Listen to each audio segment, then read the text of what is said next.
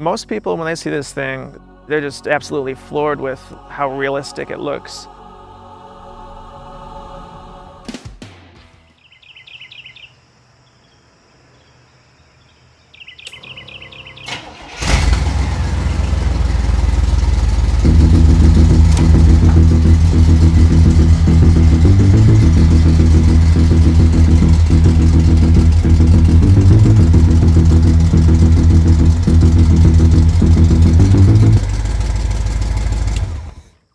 I'm the owner and builder of the replica of the Warthog from Halo.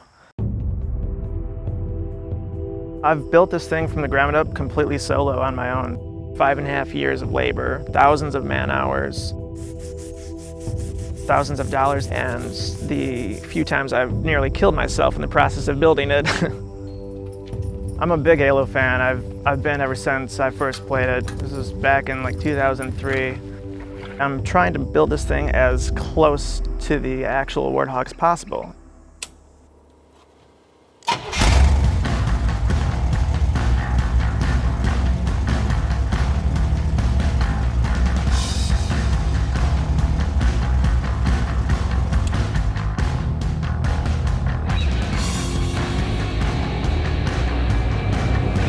So the Warthog started off as the stripped down 1984 Chevy K10.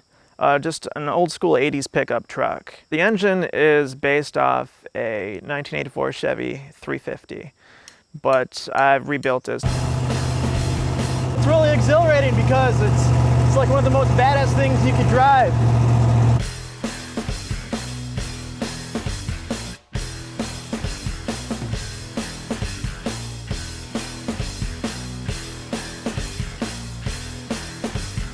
If I had to put a top speed on this thing, I'd say 85 miles an hour, redlining it.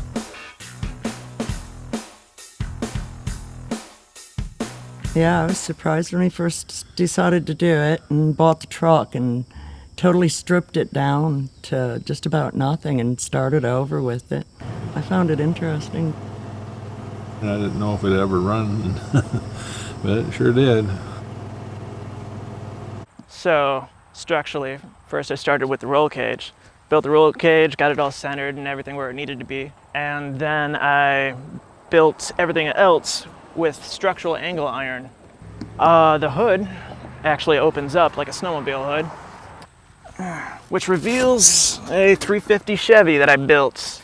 Carbureted with a quick fuel carburetor, long tube headers, Vortec heads. Built a completely hydraulic steering setup so that the power steering pump feeds a hydraulic orbital, which powers these hydraulic cylinders on the front. I had to put custom-made tusks on the front. Those things you can't just buy in a store, so I had to build those things out of metal from scratch, and it took me about 2 weeks of welding, grinding, and fabricating, but I came out with 2 fully realistic tusks that I welded to the front to give it that authentic Warthog look. You have to put blinkers on it, so that's what these little guys are, LED blinkers. And these are projection high beams, because you have to have high beams for it to be street legal. Your normal headlights, the off-road lights. I used a 3D printer to construct some of the tricky bits, like the rear view camera cover, different odds and ends, like the covers for the front headlights.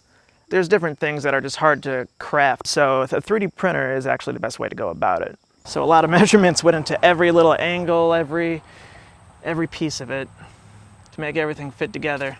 I'd say the hardest part about building this thing is probably the things I didn't expect. I've had to rebuild the engine 3 different times for different reasons. The dashboard is completely functional. There's a speedometer, there's a fuel gauge, there's button switches for all your lights and airbags, the heater, and these seats are actually racing seats bought off of eBay. They're fitted with a 4-point safety harness to keep you strapped in. Thus far, I've spent at least 10, 11 grand in material costs. As for the value, it's hard to say how much it would actually sell for, but ballpark figure. If it sold to a diehard Halo fan, I could probably get upwards of 100 grand, I think.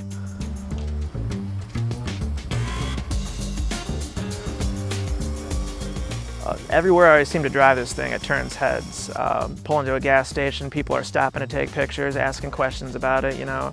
People may not recognize that it's a warthog, but they just think it looks cool, so they want to take pictures. And we were just pulling off the highway to use the gas station, and I saw it, and I knew exactly what it was.